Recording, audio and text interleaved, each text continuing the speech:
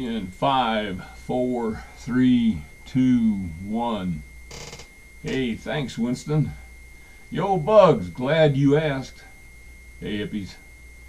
I don't know about all of you, but I did my level best to ignore all the anniversarial memorial hoopla over the weekend, as well as the attendant and predictable maelstrom of prefabricated jingoistic outrage and fury. Really did. But you couldn't change the channels fast enough. Out of nowhere, bam, there it was. It was like picking a scab or unhealed stitches. If by endlessly probing the wound we were draining off the poison or resetting the break, it might be different. If it stirred us to examine what we, the US of A, had done to bring on such an attack, it might be different.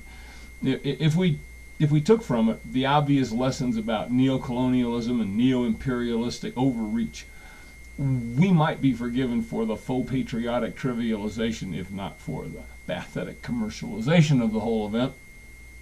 Any anniversary, whichever number, is a pseudo-event, existing only to provide the media with fodder.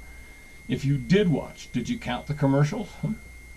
The owners will continue to play this like a lost Elvis concert on a PBS fundraiser forever and ever and ever. Meanwhile, we, the US of A, unrepentant, continue down the same bloody imperialistic path that brought us where we are in the first place. Remind me again, why are we bombing the shit out of brown people on the whole other side of the world who haven't done us any harm and had nothing at all to do with the offense for which we are allegedly still punishing them? For perspective, proportionally, there are as many Panamanians, actually there are more Panamanians, whose relatives and loved ones were killed by the U.S. invasion to overthrow Noriega than there are Americans who suffered that kind of a loss on 9/11. And don't talk about the Iraqis. More than 1 million of them have died directly in consequence of the illegal, unjust, unjustified, unjustifiable, immoral, criminal, murderous U.S. invasion of their country. It's between 4 and 5% of the whole population killed in a country which had nothing at all to do with the attack that was the casus belli. To kill that proportion of U.S. citizens, 15 million would have to die. There's a class of epistemic events properly called bullshit.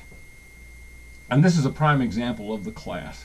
I had to turn my back on all the creepy, pious, solemn, empty moralizing and sermonizing and all that it accompanied and that it implied. No mas, no mas. The whole repetitive spectacle from the Memorial Plaza and the construction thereof to the endless repetitions of that tragic footage, to the ceremonies marking remembrances of the perished. And I grieve for them too. To me it all reeked of banal, mawkish, maudlin self-absorption, at which it must be said we Americans probably are still number one. Thanks for your attention, hippies. See you at the beach. Back to you in Hippie Central, Winston.